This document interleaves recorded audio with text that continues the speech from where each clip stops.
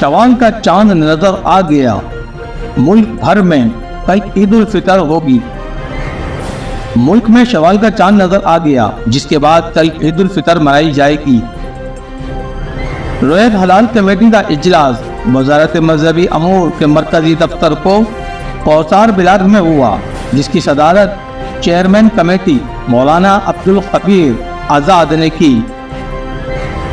اجلاس کے بعد پریس کانفرنس کرتے ہوئے مولانا عبدالخبیر آزاد کا کہنا تھا کہ کراچی، دیر، فیصل آباد، اسکردو اور ملک کے مختلف علاقوں سے چاند نظر آنے کی شہادتیں موصول ہوئیں۔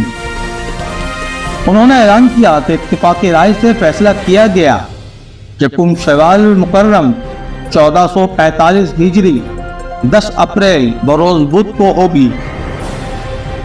پورے ملک سے براہ راست مرکزی رویت ہلال کمیٹی کو کال موصول ہوئی اور شہریوں نے چاند کی تصاویر اور ویڈیوز بھی مرکزی رویت ہلال کمیٹی کو واٹس ایپ کی۔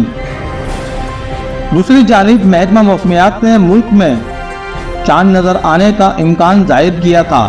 خیال رہے کہ سعودیہ عرب، متحدہ عرب امارات اور دیگر خلیجی ممالک سمیت برطانیہ اور آسٹریلیا میں بھی کل عید الفطر منائی جائے گی۔